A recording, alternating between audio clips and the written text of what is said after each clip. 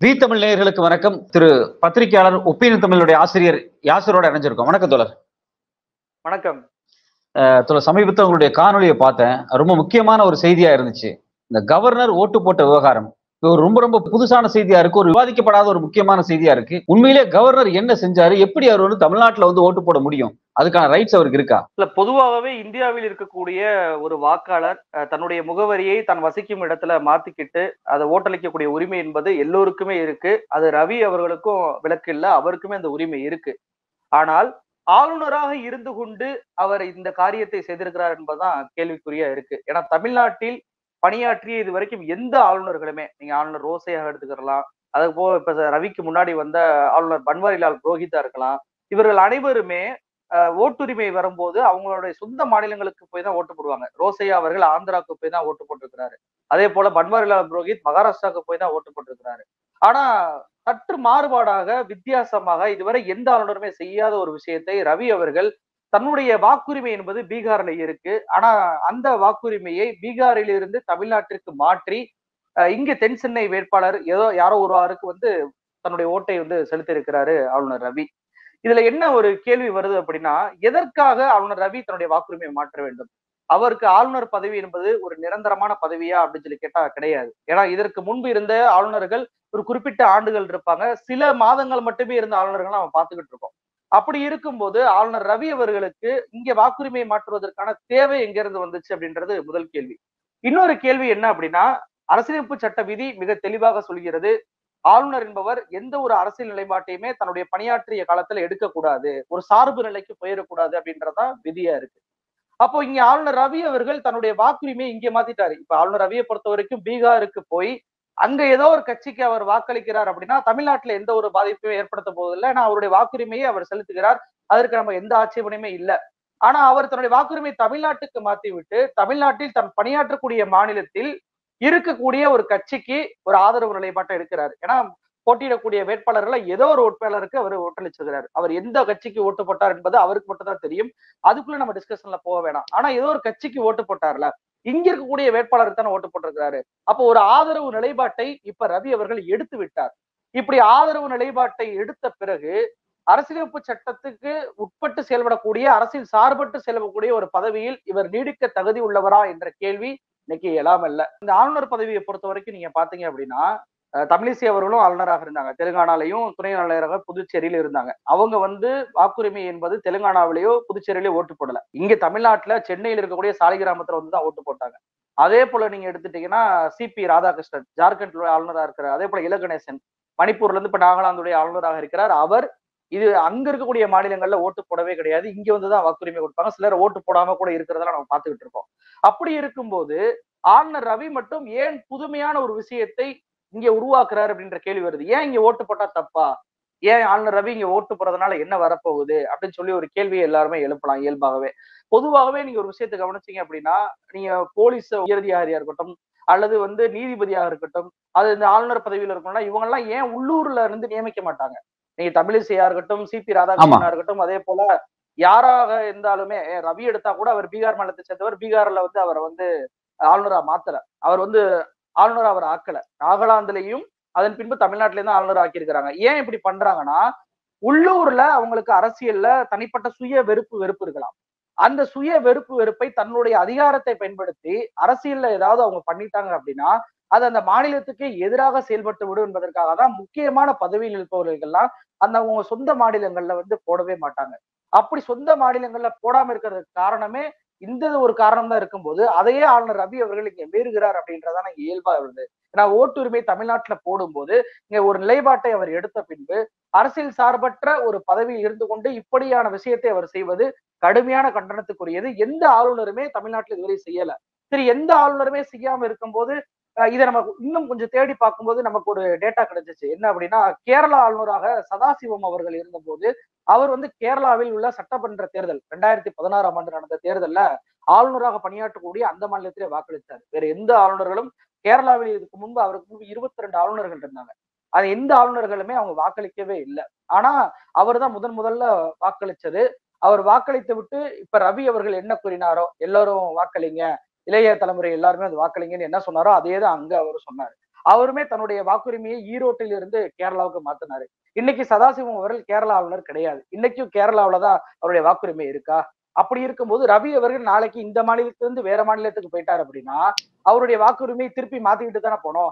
எதற்காக அவர் ஆளுநராக தன்னுடைய பணியாற்றும் காலத்துல இந்த வாக்குரிமையை மாற்றணும்ன்ற கேள்வி வருது. இன்னொரு விஷயம், ஏன் இதை வந்து நம்ம பேசணும், ஏன் ரவி அவர்கள் இங்க ஓட்டு போட்டது தமிழ்நாட்டிற்கு நல்லதல்ல அப்படின்ற ஒரு கேள்விக்கு பதிலளிக்கும் விதமாக சதாசிவம் அவர்கள் உச்சநீதிமன்ற தலைமை நீதிபதியா இருந்தார். அவர் வந்து ஆளுநர் பதவியை மோடி அரசு வந்து கொடுக்குறாங்க. அப்படி கொடுக்கும்போது நீதித்துறையில் இருக்கக்கூடிய ஜாம்பவான்கள், முக்கியமான நிர்வாகிகள் எல்லாருமே என்ன பண்ணாங்கன்னா அது கடுமையான எதிர்ப்பு தெரிவிச்சாங்க. முக்கியமாக முன்னாள் தலைமை நீதிபதியாக இருக்கக்கூடிய என் கரே அவர் என்ன சொன்னார் அப்படின்னா, இது மாதிரி ஒரு விஷயம் இதுவரைக்கும் நடந்ததே கிடையாது. இவர் இந்த பதவியை ஏற்றுக்கொண்ட கூடாது. ஏற்றுக்கொண்டார் அப்படின்னா இது வந்து வழி வழியாக இது போன்ற நடைமுறைகள் வர ஆரம்பிச்சிடும். இவர் இப்படி ஏற்றி கொண்டார் அப்படின்னா நீதித்துறையில் பிற்காலத்துல அரசியல் தலையீடுகள் அதிகமாயிரும். எதை வச்சு சொல்றாரு அப்படின்னா, இப்ப வந்து ஆளுங்கட்சிக்கு ஆதரவாக ஒரு தீர்ப்பு வந்து கொடுத்தணும் அப்படின்னா நமக்கு வந்து பதவி கொடுப்பாங்க அப்படின்ற ஒரு ஆசையை நீதிபதிகளுக்கு தூண்டிவிடும் என்ற நோக்கத்துலதான் முன்னாள் தலைமை நீதிபதியான என் கரே அவர்கள் இதை சொன்னாரு. அவர் சொன்னதை போலவே பாத்தீங்க அப்படின்னா இன்னைக்கு நடக்கக்கூடிய சம்பவங்கள் அப்படிதான் நடந்துகிட்டு இருக்கு.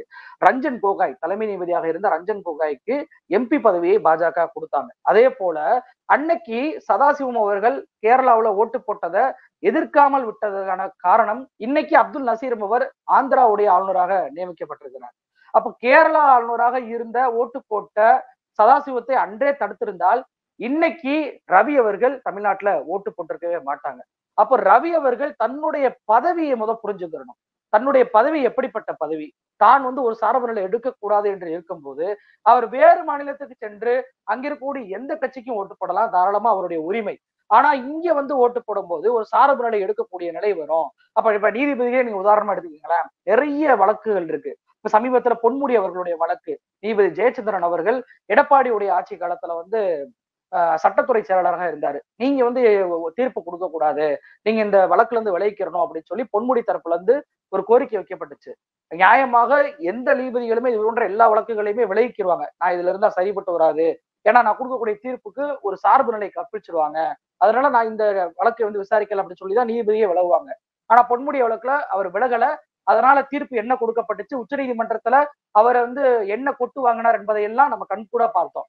அப்ப இங்கே ஒரு நிலைப்பாடை நீதிபதியோ ஆளுநரோ அல்லது போலீஸோ எடுக்கக்கூடாது என்று இருக்கும்போது அதற்கு கட்டுப்பட்டு நடக்க வேண்டிய பொறுப்பு அவர்கள்ட்ட தான் இருக்கு. நம்ம நிர்பந்திக்க முடியாது, நீ ஓட்டு போடக்கூடாது, ஓட்டு போற இடத்துல வந்து நீங்க வந்து வரக்கூடாதுன்னு சொல்லி நம்ம பிரச்சனை பண்ண முடியாது. ஆனா அவர்களுக்கே அது தெரிஞ்சிருக்கணும். அதை ரவி அவர்கள் தெரியாம இப்படி செயல்பட்டது கடுமையான கண்டனத்துக்குரியா தான் நான் பாக்குறேன். இப்ப தொடர்ச்சியா ஆளுநர் அப்படிங்கிறது ஒரு சர்ச்சைக்குரிய விஷயமாவே தமிழ்நாட்டில் இருந்துட்டு இருக்கு. தமிழ்நாடு மட்டும் கிடையாது, பாஜக ஆளாத எல்லா மாநிலத்திலுமே ஆளுநர் இப்போ ஏதாவது ஒரு வகையில ஒரு பிரச்சனைக்குரியராகவே இருக்காரு. உச்சநீதிமன்றம் தலையிடுறாங்க. உச்சநீதிமன்றம் தலையிட்டு குறிப்பா சந்திரசூட் வந்து ரவி விஷயத்திலேயே பல விஷயங்களை வந்து நேரடியா அவர் வந்து கண்டனம் தெரிவிச்சிருக்காரு. இப்ப இந்த சூழ்நிலையில ஒரு ஆளுநர் ஒரு மாநிலத்துக்கு ஓட்டுரிமையை வாங்கி வர்றத உச்சநீதிமன்றத்தை அணுகி நம்ம வந்து வழக்கு போட்டு அதை வந்து எதிர்க்க முடியுமா? இல்ல, கண்டிப்பாக உச்சநீதிமன்றம் பல்வேறு வழக்குகள்ல ஆளுநர்களுக்கு வழிகாட்டுதல கொடுத்துட்டா இருக்கு. நீங்க வந்து ஒரு மாநிலத்துடைய டைட்டிலர் ஹெட் அப்படின்னு சொல்லிதான் திரும்ப திரும்ப உச்சநீதிமன்றம் சொல்லுது. நீங்க மக்களால் தேர்ந்தெடுக்கப்பட்ட பிரதிநிதி கிடையாது, நீங்க முதலமைச்சருக்கும் அமைச்சரவைக்கும் கட்டுப்பட்டுதான் நடக்க வேண்டிய ஒரு ஆள் அப்படின்றத எத்தனையோ வழக்குகள்ல நம்ம பார்த்திருக்கோம். இப்ப சமீபத்துல தமிழ்நாடு அரசு தொடர்ந்த வழக்கா இருக்கட்டும், கேரள அரசு தொடர்ந்த வழக்கா இருக்கட்டும், அதே போல பஞ்சாப் அரசு தொடர்ந்த வழக்கா இருக்கட்டும், இது எல்லாத்திலையுமே ஆளுநர் பதவியோட அதிகாரம் என்ன அப்படின்றத உச்சநீதிமன்றம் மிக தெளிவாகவே சொல்லுச்சு. ஏன் இத வந்து நம்ம உச்சநீதிமன்றம் வரைக்கும் கொண்டு போனோம், ஒரு வழக்காக கொண்டு போனோம் அப்படின்னு நான் சொல்றேன் அப்படின்னா, ஆளுநர் ரவி அவர்களை பொறுத்த வரைக்கும் இப்ப சினிமா நடிகர்கள்லாம் நீங்க எடுத்துட்டீங்கன்னா அவங்க வந்து ஓட்டு போடுவாங்க. ஓட்டு போட்டுட்டு எல்லாரும் ஓட்டு போடுங்கன்னு சொல்லிட்டு போயிருவாங்க. ரவி அவர்களும் அப்படி எடுத்துக்கிறலாம்ல, அவர் ஒரு பிரபலம், அதோட வச்சு போயிடலாம்ல அப்படின்னு சொல்லி பார்த்தா ரவி அவர்களோட செயல்பாடு அப்படி இல்ல.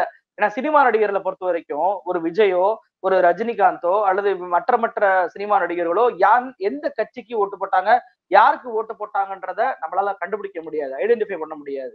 அவங்களுடைய செயல்பாடுகள் அப்படித்தான் இருக்கும். ஆனா ஆளுநர் ரவியை பொறுத்த வரைக்கும் பாருங்க, எந்நேரமும் மோடி புராணா மட்டும்தான் படுவாரு. அவர் முதலமைச்சர் ஸ்டாலின் குறித்தோ, தமிழ்நாடு அரசுடைய செயல்பாடுகள் குறித்தோ, தமிழ்நாடு அரசுடைய காலை உணவு திட்டம் அத கனடா அரசு வந்து பின்பற்றுது. உடனே அதை வந்து ஒரு புகழ்ந்து பரவாயில்ல, தமிழ்நாட்டில் இப்படியான திட்டம் என்பது கனடாவே பின்பற்றக்கூடிய திட்டமாக இருக்கிறது, ஒரு வாழ்த்துக்கள் அப்படின்ற ஒரே ஒரு ட்விட்டர் பதிவாவது ஆளுநர் போட்டிருப்பாரா? போடவே மாட்டாரு. எந்த பதிவாக இருந்தாலும் அதுல டேக கூட தமிழ்நாடு அரசை வந்து டேக் பண்ண மாட்டாரு. மோடியையும் உள்துறை அமைச்சரையும் அவருங்க மட்டுமா டேக் பண்றக்கூடிய வேலையில இவர் ஈடுபடுறாரு. இவர் நீங்க தமிழ்நாடு அரசு மீது தொடர்ச்சியாக குற்றச்சாட்டுகள் வைக்கிறாரு. தேசிய கீதம் வந்து பாட மாட்றாங்கன்னு சொல்றது, ஆளுநர் உரையை புறக்கணிச்சுட்டு போறது, அதே போல அமைச்சரை பதவியேற்றுக்க சொன்னா பதவியேற்க முடியாதுன்னு சொல்றது. இதை விட ஒரு கொடுமை, ரொம்ப கவனிக்க வேண்டிய ஒரு விஷயம் என்ன அப்படின்னா, இந்த தேர்தல் நடைபெறுவதற்கு சில மாதங்களுக்கு முன்பு ஒரு சர்க்குலை ராஜ்பவன் வந்து அனுப்புது. எங்க எதன் மூலமா அனுப்புறாங்க அப்படின்னா, தமிழ்நாடு டீச்சர்ஸ் எஜுகேஷன் யூனிவர்சிட்டி இவங்க சார்பாக இவங்க கீழ் இருக்கக்கூடிய பல்கலைக்கழகத்தில் இருக்கக்கூடிய பிரின்சிபலுக்கெல்லாம் ஒரு நோட்டீஸ் வந்து போகுது, ஒரு சர்க்குலர். அதுல என்ன சொல்லியிருக்காங்க அப்படின்னா, மாணவர்களுடைய வாக்கு உரிமை அட்டை இருக்குல்ல, அந்த வாக்காளர் அட்டையுடைய விவரங்களை எல்லாம் எக்ஸல் சீட்ல போட்டு உடனடியாக மார்ச் 19ஆம் தேதிக்குள்ள ராஜ்பவனுக்கு நீங்க அனுப்பி வைக்கணும் அப்படின்னு சொல்லி ஒரு சர்க்குலர் போயிருக்கு. இதை மாணவர்களிடம் அவர்கள் கேட்கும்போது மாணவர்கள் கடுமையான எதிர்ப்பை கொடுக்குறாங்க. ஏன்னா தமிழ்நாட்டு மாணவர்கள் அவங்க வந்து கடுமையான எதிர்ப்பை கொடுத்து நாங்க எதுக்கு எங்களுடைய ஓட்டர் ஐடி விவரத்தை கொடுக்கணும்னு சொல்லி எதிர்ப்பு தெரிவிச்ச உடனே அது மிகப்பெரிய பிரச்சனையான உடனே ராஜ்பவன் தன்னுடைய சர்க்குலரை பின்வாங்கி விட்டதாக செய்திகள்லாம் வந்துச்சு. இதை திமுகவுடைய மாநிலங்களவை எம்பியா இருக்கக்கூடிய வில்சன் அவர்கள் கண்டுபிடிச்சு உடனடியாக பிரசிடென்ட் முர்மு அவர்களுக்கு ஒரு கடிதத்தை அனுப்புறாரு. அந்த கடிதத்துல அவர் என்ன குறிப்பிடாரு அப்படின்னா, ஆளுநர் என்பது அரசியல் சார்பற்ற ஒரு பதவியில் இருக்கணும். இவர் பண்ணுவது எலெக்ஷன் அஃபென்ஸ். இவர் மீது உரிய நடவடிக்கை எடுக்கணும். இவர் ஏன் இந்த மாதிரி சர்க்குலர் அனுப்பினாருன்னு சொல்லிட்டு ஒரு விளக்கம் கடிதத்தை நீங்கள் கேட்க வேண்டும் அப்படின்ற ஒரு புகார் கடிதத்தை பிரசிடென்ட் முர்மு அவர்களுக்கு வில்சன் அவர்கள் அனுப்பினாங்க. அது மட்டும் கிடையாது, இங்க அப்போது உயர்கல்வித்துறை அமைச்சராக இருந்த ராஜகண்ணப்பன் அவர்கள் அவருக்கு வந்து உடனடியாக இது உரிய விசாரணை பண்ணுங்க அப்படின்னு சொல்லி ஒரு உத்தரவையுமே ஒரு வழிகாட்டுதலையுமே ஒரு கோரிக்கையுமே வந்து வில்சன் அவர்கள் அப்போதே வச்சாங்க. அப்போ இங்கே முதல் தலைமுறை வாக்காளருடைய வாக்காளர் அடையாள அட்டையை வாங்க வேண்டிய தேவை ஆளுநர் ரவிக்கு எங்கிருந்து வந்துச்சு? அவருடைய வேலையா அது? அவருடைய வேலையே கிடையாது. கட்சிக்காரர்கள் செய்ய வேண்டிய வேலை. யாரெல்லாம் முதல் தலைமை வாக்காளர்கள் அவங்களுடைய ஓட்டர் ஐடி எல்லாம் என்ன, அவங்கள்ட்ட போய் நம்ம பிரச்சாரம் பண்ணுவோம், அவங்கள்ட்ட போய் கோரிக்கை பண்ணுவோம்னு சொல்லி செய்ய வேண்டிய வேலை என்பது அரசியல் கட்சியுடைய வேலை. ஆனா ஆளுநர் வந்து அதை செஞ்சாரு. அப்ப இப்படி தொடர்ச்சியாக செஞ்சு விட்டு இன்னைக்கு ஓட்டுரிமை பீகார்ல இருந்து தமிழ்நாட்டுக்கு மாற்றும் போதுதான் நமக்கு கேள்வி எழுதுது. இவருடைய நோக்கம் என்ன?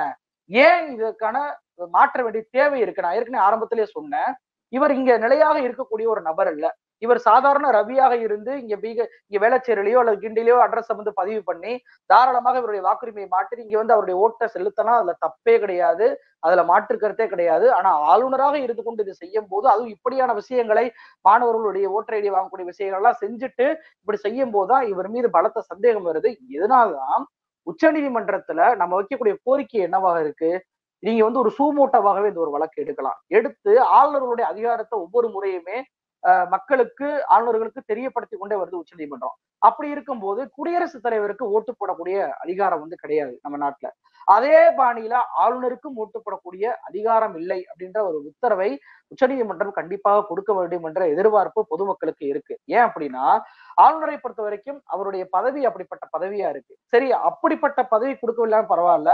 இப்ப சதாசிவம் அவர்களை போலவும் ஆளுநர் ரவி அவர்களை போலவும் இப்படியான ஓட்டுகளை தாங்கள் பணியாற்றக்கூடிய மாநிலங்களுக்கு மாற்றி அட்லீஸ்ட் அந்த முறையாவது தடுத்து நிறுத்த வேண்டும் அப்படின்றதுதான் பொதுமக்களுடைய நம்மளுடைய கோரிக்கையா இருக்கு. அப்படி தடுத்து நிறுத்தவில்லை என்றால் இது போன்ற உதாரணங்கள் இன்னும் அதிகமாயிரும். அப்படி உதாரணங்கள் அதிகமாகும் போது எப்படி சதாசிவம் அவர்கள் அங்க ஒரு நிலைப்பாடை எடுத்து ஆளுநராக பணியாற்றும் போது அதற்கு பின்பு அவர் என்னெல்லாம் அரசியல் தலையீடுகளை பண்ணார் அப்படின்றத நாடு அறியும். அதே போல ஆளுநர் ரவி அவர்கள் இங்க ஏதோ ஒரு வேட்பாளருக்கு ஒரு ஆதரவை ஒரு கட்சிக்கு கொடுத்த பின்பு அந்த கட்சிக்கு ஆதரவாக இனி செயல்பட மாட்டார் என்ற உத்தரவாதம் என்ன இருக்கு அப்படின்ற கேள்விகள் வரும்போது இன்னும் அதிகமான குடைச்சல்களை ஜனநாயகத்துக்கு ஆபத்தை ஏற்படுத்தக்கூடிய விளைவுகளை எல்லாம் ஆளுநர் தரப்பிலிருந்து மக்களால் தேர்ந்தெடுக்கப்பட்ட அரசுக்கு வரும் என்ற ஐயப்பாடில் தான் அவருடைய ஓட்டுரிமை என்பது பணியாற்றக்கூடிய மாநிலத்தில் இருக்கக்கூடாது அப்படின்ற கோரிக்கையை நம்ம வைக்கிறோம். இப்ப இயல்பா வரக்கூடிய இன்னொரு கேள்வி என்ன அப்படின்னா, இப்ப வந்து சமீபத்துல பாத்தீங்கன்னா கல்கத்தா ஹைகோர்ட்ல இருந்து ஒரு ஜட்ஜ் வந்து பாஜகல போய் இணையறாரு. அதுக்கு முன்னாடி அரசு சார்பா இருந்த நிறைய பேருக்கு வந்து கவர்னர் பதவிகள் வழங்கப்படுது, கௌரவ எம்பி பதவிகள் வழங்கப்படுது. இது மாதிரி நீதித்துறையில இருக்கவங்களும் சரி, இல்ல ஒரு ஐபிஎஸ்ல நீங்க வந்து சிபிஐக்கு டைரக்டரா இருந்தவங்களா இருக்கட்டும், இல்ல பெரிய இடத்துல இருந்தவங்க, ஒரு ஒரு செக்ரட்டரியேட்ல ஹையஸ்ட் போஸ்ட்ல இருந்தவங்க எல்லாருமே ஒரு ஆளுங்கட்சியில் இருக்கும்போது திடீர்னு அந்த ரெசின்மெண்ட் வந்து ஒரு கவர்னர் பதவியோ எம்பி பதவியோ ராஜ்யசபா எம்பி பதவி வாங்குறது வந்து இதை நம்ம எப்படி எடுத்துக்கிறது? இது எந்த வகையில அரசுக்கும் மக்களுக்கும் ஜனநாயகத்துக்கும் வந்து உகந்ததா இருக்க முடியும்? இப்ப சமீபத்துல தலைமை நீதிபதியான சந்திரசூட் அவர்களுக்கு 21 நீதிபதிகள் ஒரு கடிதத்தை அனுப்புனாங்க. ஆமா. நீதித்துறையை வந்து காப்பாற்றணும். நீதித்துறையில வந்து ஒரு கும்பல் என்ன பண்றாங்க அப்படின்னா களங்கத்தை ஏற்படுத்த நினைக்கிறாங்க. அரசியல் அழுத்தத்தையும் போலி செய்திகளையும் கொடுத்து நீதிமன்றத்தை தவறாக வழிநடத்த பாக்குறாங்க. இது வந்து மக்கள் மன்றத்துல நம்பிக்கையை குறைச்சிடும் நீதித்துறை மேல அப்படின்னு சொல்லிட்டு ஒரு அக்கறையான ஒரு கடிதத்தை அனுப்புனாங்க. நம்ம எல்லாம் பார்க்கும்போது என்ன நினைப்போம், நீதித்துறையில் இருக்கக்கூடிய நீதிபதிகளே, அது ரிட்டையர்ட் ஆன நீதிபதிகளே இப்படி ஒரு கடிதத்தை அனுப்புறாங்க அப்படின்னா கண்டிப்பாக ஏதோ ஒரு பிரச்சனை இருக்கு போல அப்படின்னு சொல்லிதான் பொதுமக்கள் பொதுஜனம் அப்படிதான் பார்க்கும். அது ஆனா நடக்கும். இந்த 21 நீதிபதிகளுடைய பேக்ரவுண்ட செக் பண்ணி பார்த்தா அத்தனை பேரும் ஏதாவது ஒரு வகையில மோடியால் நியமிக்கப்பட்டவர்களாக இருக்கிறாங்க. அப்போ இப்படியாக ஒரு நீதிபதிகள் ரிட்டையர்ட் நீதிபதிகளை அரசு இப்படியாக பயன்படுத்தும் போது தனக்கு தேவைப்படும் நேரத்தில் இப்ப எலக்ட்ரோ பாண்டோடைய தடை பண்ணாங்க உச்சநீதிமன்ற தலைமை நீதிபதி. இப்படி தடை பண்ண பிறகு எவ்வளவோ விஷயங்கள் நடந்துச்சு. கோர்ட் ரூம்லயே அவருக்கு எதிரான பல்வேறு சம்பவம் நடந்துச்சு. அதுக்கப்புறம் 600 வழக்கறிஞர்கள் அவருக்கு எதிராக கடிதத்தை அனுப்புனதெல்லாம் பார்த்தோம். இப்ப 21 நீதிபதிகள் அனுப்பியிருக்கிறாங்க. அப்ப தனக்கு தேவைப்படும் போது இது போன்ற நபர்களை ஏவி விடக்கூடிய வேலையை பிரதமர் மோடி செய்வதற்கான வாய்ப்புகளை இது போன்ற சம்பவங்கள் ஏற்படுத்துது. இப்போ ஒரு நீதிபதி ரிட்டையர்ட் ஆகிறாரு. அவருக்கு நீதிபதி ரிட்டையர்ட் ஆன பிறகு டெல்லியிலே வீடு கிடைக்கும். எவ்வளவோ வசதிகள் இருக்கு. அவருக்கு பென்ஷன் வரும். இவ்வளவு வசதிகள் இருந்தும் ஏன் இவர்கள் இது போன்ற அரசு பதவிகளை நோக்கி போகிறார்கள் அப்படின்னு சொல்லி பார்த்தா அரசியல் ஆதாயம் இல்ல. அப்ப அரசியல் ஆதாயத்தோடு ஒரு பதவியை அவர்கள் அடையும் போது அவர்களுடைய செயல்பாடுகளும் அரசுக்கு ஆதரவாகவே மாறியது. அப்படி மாறும்போது இன்னைக்கு தலைமை நீதிபதி சந்திரசூட் அவர்கள் அவர் தனிப்பட்ட முறையில அவர் விட்டுருங்க. அவர் தலைமை நீதிபதி. அவரையே எதிர்த்து இப்படி ஒரு கடிதத்தை இவர்களால எழுத முடியுது அப்படின்னா அப்ப இவருடைய நோக்கம் என்னவா இருக்கு? அப்ப நீங்க தீர்ப்பு கொடுக்கிறதே தலைமை நீதிபதி தீர்ப்பு கொடுத்தாரு எலக்ட்ரோ பாண்டுல. இந்த தீர்ப்பே அரசியல் அழுத்தத்துக்கு உட்பட்டு தான் கொடுத்திருக்கிறார். மோடி சொல்வதை போல அது வந்து எதிர்க்கட்சிகள் வந்து அரசியலுக்காக பயன்படுத்துறாங்க. மோடி சொல்வதை போல இது ஒரு டிரான்ஸ்பரன்சியான ஒரு திட்டம். மோடி சொல்வதை போல இது கருப்பு பணத்தை ஒழிக்க வந்த திட்டம் என்ற ஒரு எண்ணத்தை பொதுமக்களுக்கு ஏற்படுத்தாதா? அப்போ ரிட்டையர்ட் நீதிபதிகள் இருக்கக்கூடியவர்கள் உங்களுடைய பொறுப்பை நீங்க உணர்ந்து செயல்படணுமா செயல்படக்கூடாதா?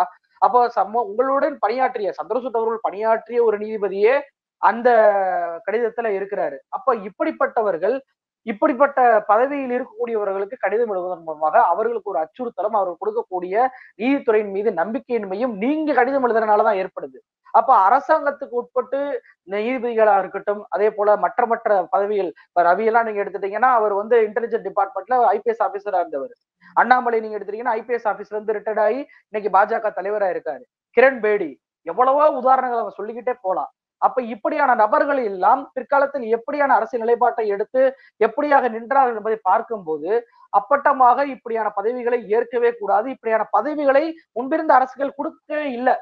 இப்படியான பழக்கப்படுத்தல. ஆனா இப்ப வரக்கூடிய அரசு இப்படியான பழக்கத்தை ஏற்படுத்துது. நீங்க ராமர் கோயில்ல தீர்ப்பு கொடுத்த எல்லாருமே பாருங்க. அந்த 5 நீதிபதிகளுமே ஏதாவது ஒரு பதவியில இருக்கிறாங்க. அதாவது ரஞ்சன் கோகாயில இருந்து அதுக்கப்புறம் அப்துல் நசீர்ல இருந்து எவ்வளவோ எல்லாருக்குமே ஒரு நல்ல பதவி. அப்ப இப்படியான பதவிகள் வரும்போது நாமளும் ஏன் அது மாதிரி ஆகக்கூடாதுன்ற ஒரு எண்ண ஓட்டம் இருக்கிற நீதிபதிகளுக்கே வந்துடும். அப்ப சிஸ்டமே இங்க கொலாப்ஸ் ஆகுது. இப்ப ஒரு ஐபிஎஸ் இருக்கிறாரு, ஒரு ஐஏஎஸ் இருக்கிறாரு, நாமளும் இந்த கட்சிக்கு ஆதரவா செயல்பட்டா நம்மளுக்கும் ஏதாவது ஒரு பதவி கிடைக்கும் அப்படின்ற ஒரு எண்ணம் உருவாகுது. நாட்டினுடைய ஜனநாயகத்தையும் சீர்குலைச்சிரும். இங்க இருக்கக்கூடிய அதிகார வர்க்கம், அதாவது ஆட்சியாளர்களை தாண்டி அதிகாரத்தில் இருக்கக்கூடிய அதிகார வர்க்கத்திலேயே ஒரு கொலாப்ஸ் ஏற்படுத்துச்சு அப்படின்னா டிக்டேட்டர்ஷிப்பை நோக்கி தான் நாடு போகும் அப்படின்றதான் இதுல இருந்து நம்மளால புரிஞ்சுக்கிற முடியும். பொதுவா இன்னொரு கேள்வி என்ன வருது அப்படின்னா, அதிகாரத்தை நோக்கி வரக்கூடிய குறிப்பா நீதித்துறையில் இருக்கவங்களுக்கும் சரி, இது மாதிரி ஐபிஎஸ் ஐஏஎஸ் அதிகாரிகளும் சரி, இப்படி வர்றதை வந்து தடுக்கிறதுக்கான தனி சட்டத்தை வருங்காலத்தில் அரசு கொண்டு வர வாய்ப்பு இருக்கா? வந்தா வந்து அது ஒரு தனியா ஒரு அடிப்படைவாதமா தான் போகும். ஏன்னா ஒரு தனி மனித சுதந்திரம், தனி மனித உரிமை என்பது இந்தியாவுல வந்து அதிகமா இருக்கு. அப்படி இருக்கும்போது நீ இதெல்லாம் செய்யக்கூடாது, நீ இதெல்லாம் செய்யணும் அப்படின்ற ஒரு சட்டத்தை வந்து கொண்டு வருவதன் மூலமாக அது வந்து தனி மனித சுதந்திரத்தை தான் பார்க்கும். இப்ப நீதிபதி என் கரே அவர்கள் நான் ஏற்கனவே சொன்னேன், சிஜே இருந்து கொண்ட ஒரு நபர் இப்படியான ஆளுநர் பதவியை ஏற்றுக்கொள்ளக் கூடாது அப்படின்னு சொல்லி. அப்ப அவர்கிட்ட வந்து கேக்குறாங்க, நீங்க வந்து அவர்கிட்ட பேசுவீங்களா? அவர்கிட்ட சொல்லுங்க, இதை தடுத்து நிறுத்துங்கன்னு சொல்லும் போது நான் எப்படி பேச முடியும்? அது அவருக்கான உரிமை. அவரு தான் அந்த இடத்துல நிலைப்பாடு எடுக்கணும். அவர் தான் எந்த சரியான முடிவு எடுக்க வேண்டிய இடத்துல இருக்க வேண்டியது அவர் தான், நான் கிடையாது அப்படின்னு சொல்லி சொல்றாரு. அப்படிப்பட்ட இடத்தில் தான் இங்க இந்த நாடு வந்து செயல்பட்டுக்கிட்டு இருக்கு. யாரையுமே வந்து வற்புறுத்தி நீங்கள் இதுதான் செய்ய வேண்டும் அப்படின்றத சொல்ல முடியாது. ஆனால் ஒரு கட்டுப்பாடுகளை கொண்டு வரலாம். ஒரு முக்கியமான பதவியில் இருக்கக்கூடிய நபர்கள், அதாவது மக்களோட பணியாற்றக்கூடிய கீழ்மட்ட அளவு இல்லாம மேல்மட்ட அளவில் இருக்கக்கூடிய நபர்கள் ரிட்டையர்ட் ஆன பிறகு இப்படி எல்லாம் செய்யக்கூடாது என்ற சட்டம் இருந்துச்சு அப்படின்னா யாருமே அதுக்கு உட்பட்டு, அதாவது ஆசை வார்த்தைக்கு உட்பட்டோ அல்லது தேவைக்கு உட்பட்டோ அவங்க பணியாற்றும் காலத்திலேயே ஏதாவது ஒரு சம்பவத்தை செய்ய மாட்டாங்கன்னா, உதாரணமாக உச்சநீதிமன்ற நீதிபதியாக இருந்த எம்.ஆர். ஷா இவர் வந்து பாத்தீங்க அப்படின்னா பாட்னாவுடைய ஹைகோர்ட்ல நீதிபதியா இருக்காரு, தலைமை நீதிபதியா. இவர் என்ன பண்றாரு, மோடியை வந்து மாடல் அண்ட் ஹீரோ அப்படின்றாரு.